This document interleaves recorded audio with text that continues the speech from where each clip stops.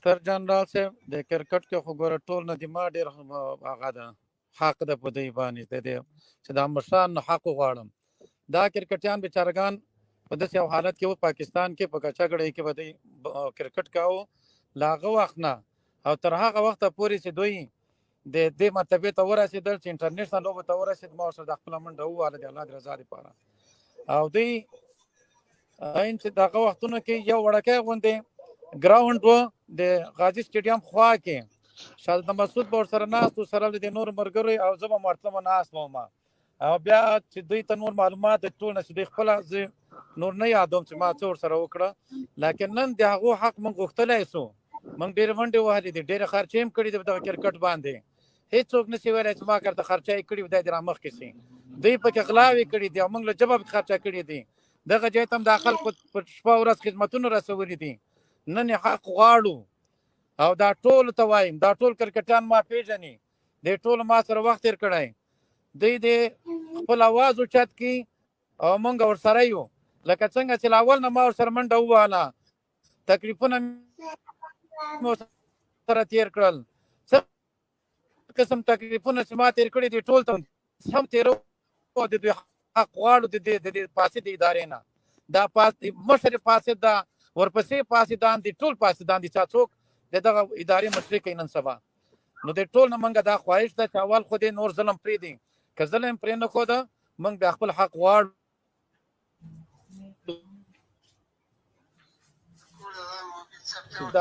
مهرباني او بیا به له خیره نه وي نو دوی داسې نور ظلمونه بس کړي. علامه عزت خیر سداتا شهاب لیوال صاحب سلام علیکم. ملګرو لایو خپرونه د سره شیر کړئ.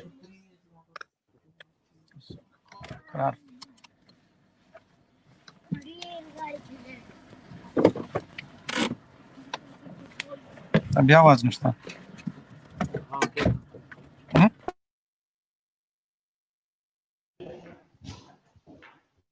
شهاب لیوال صاحب مهرباني. مبین صاحب که د ما غږ وي زه به لږ وغږیم، زه بیا ځم کار لرم که اجازه یې. مهرباني. ګرانو ورونو السلام علیکم رحمت الله وبرکاته. داسې یو چل ده چې په افغانستان کې په هر شي باندې معامله وشوله، سیاست باندې، مځکه باندې، عنعنات و کلتور و فرهنګ باندې. موږ به دا ووایو چې دا خلک د پیسو د خاطر د غرب نه راغلي دي، پیسې ټولوي. اما سپورت په جهان کې دغه شی ده چې هغه ورزش ده، صحت ده، هغه خلکو ته خوشحالتیا ورکوي، هغه خلکو ته افتخارات راوړي. موږ په افغانستان کې فوټبال صحیح ټیم نه لرو، موږ په افغانستان کې کرکټ ټیم لرو الحمدلله چې موږ ته افتخارات راوړي. دوی افتخارات، دغه کپونه، دغه تقدیرنامې چې د جهان نه دی موږ ته راوړي، د افغانستان خلکو ته راوړي، د دولت ته نه دی راوړي، دو مرزاور او دو چټل دولت ته، دو شټسری، دو هغه ته کسکر غنی ته دا راوړي د افغانستان خلکو ته. باید د افغانستان خلک د کرکټ د سپورت د غونډو نه دفاع وکړي. او نن چې دوی باندې معامله کیږي دا د دو ګواه ورکوي، هغه وایي دا ده چې د افغانستان دغه دولت تنها په کرکټ باندې نه بلکې په ولس باندې تجارت کوي. دلې رشخند په ولس روان ده، دلې رشخند په سپورت باندې روان ده. دی خو په خپل سیاسي قاطو کې هر رشخندي وکړه، اوس پاتې دي سپورتونه چې هغه سپورت او دغه کرکټ د طالبانو په وخت کې رشد ورکړل شو. دغه خلک دغه سویې چې را رسیدلي دي د مطلق طالبان را ورسول او دغه افغانستان خلکو را رسولي دي. دغه افغانستان خلک نن کولی شي تصمیم ونیسي د دغه کرکټ نه خو دفاع وکړي، چې د دونه دفاع ونه کړي بې ادبي ما د چی شنم دفاع وکړه. هر شی په تاسو وکړ، بمبارد په تاسو کوي، وهل په تاسو دي، ټکول په تاسو دي، تاسو سپورت مینان چیغې وهي چې د ما نه دفاع وکړي. نن چې مبین صاحب دفاع کوي د تاسو د غلي ناسې ولې هدا خلک دغه غږ نه کوي؟ د خدای لپاره هغه نفر هغه خلک د تاسو په خاطر باندې په جهان کې تاسو بیرغ یا ولد خلکونه روخان باریکزای ده، روخان باریکزي سره ظلم شوی، وحشت شوی ده، رشوت تی غواړي، واسطه نه لري، بېڅوکه ده. داسې کلاړي د شاهین صاحب چې دا اوس لاړ شي چې هر ملک چې د کرکټ ټیم لاړ شي روخان باریکزای ورشي د میاشتې 1 لک روم ورکوي.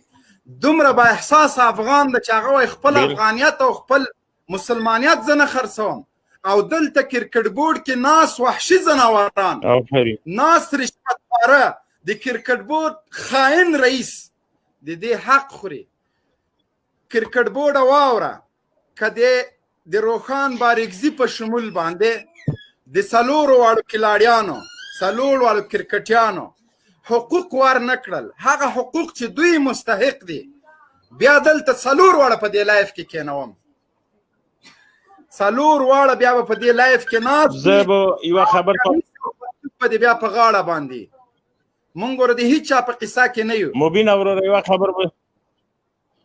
خبر ورونه زنګ مه راوه یوه دقیقه خیر. زه به یوه خبره وکړم چې نن دغه کرکټ والا خپل غږ پورته نه کړي، دغه ځوانان دغه افغانان چې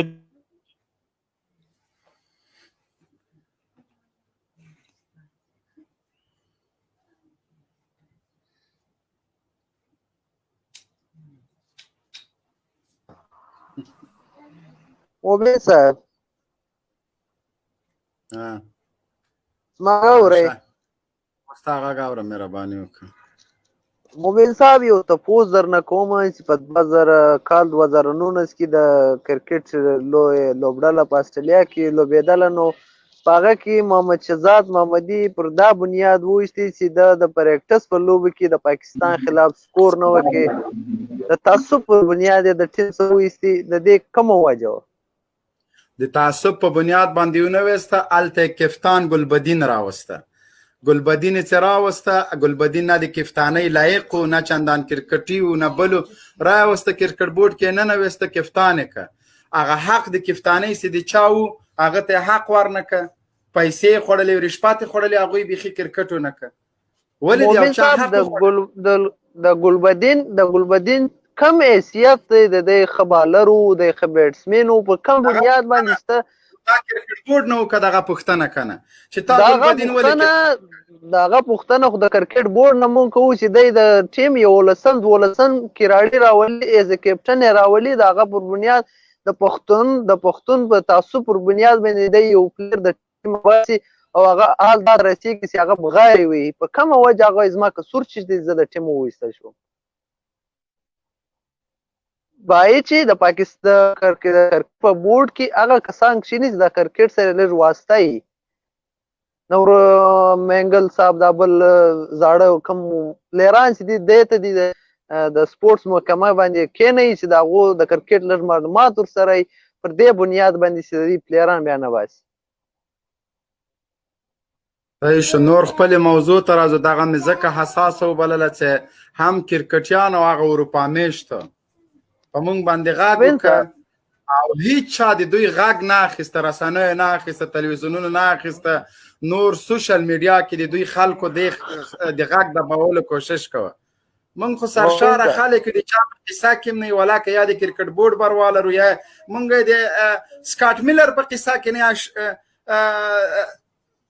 قندار کې مو چې منډې ورکړلې امړسترګی، نو دا څه پسکاونان دي چې دی نه به مونږ د دوی به په قصه کې شو. مبین صاحب رومان بارکزي په شمول هغه خلکو حق باید ورکول شي چې استعداد لري، د افغانستان ته ویاړونه راوړي، افتخارات راوړي. په دې خو افغانستان نه ګټل کیږي چې بیرغ راواخله، کلمه پې لیکلې، په اوږه یې واچوه، توهین کلمې ته وکړه، ډز او غپ او ډزه ګډېږه، ښځه او نر ګډېږئ، شرابونه وهئ، ټرې وهئ او په بیرغ د کلمه هم لیکلې ده. په دې باندې ته افغانستان ګټې، په څو ډمو تلویزیونونو افغانستان ګټې، په څو سندرغاړو فاحشو باندې افغانستان ګټې، په څو لوتیانو باندې افغانستان ګټې، په څو هغه بې ناموسانو چې ښځې دې په امریکا کې ایسارې کړي په هغوی افغانستان ساتې. افغانستان په دې نه ساتل کېږي. د افغانستان له هغه سپېڅلو خلکو نه دفاع وکړئ چې څوک دغه افغانستان ته ویاړونه راوړي، ازادۍ راوړي، خپلواکي راوړي، د امریکایانو سترګې پې باندې باسي او په لمنه کې ورته اچوي. امریکایانو سره سینه په سینه باندې جنګېدل، امریکایان مات کړل، هغه خلک د افتخاراتو دي چې یوه بله ازادي مونږ ته راوړي. په دې باندې خو نه کېږي بیرغ واخله او اګست مبارک 19 د اګست د څه شي مبارکي ورکوئ، په هغه بیرغ چې لیکلې کلمه د هغه نه شرمېږئ، چې هغه بیرغ دې په اوږه پروت دی او د شرابو بوتل وهې، هغه بیرغ چې ته ورته ملي بیرغ وایې، کلمه پې لیکلې ده او ټرې وهې، سندرې وایې، هماغه بیرغ چې کلمه پې لیکل شوې په اوږه دې اچولی ده، له جینکیو سره ډانس کوې. زه دغه سوسیال خورو ته حیران یم چې تاسو خو د مونږ د تندي داغ شوئ، او بې عزته خلکو تاسو خو ناموس هغه مکتبونو ته ولېږه چې هلته د سیکس ایجوکیشن تعلیم ورکول کېږي نور تاسو پسې شرمېږئ دغه د افغانیت نوم له ځان نه لرې کوئ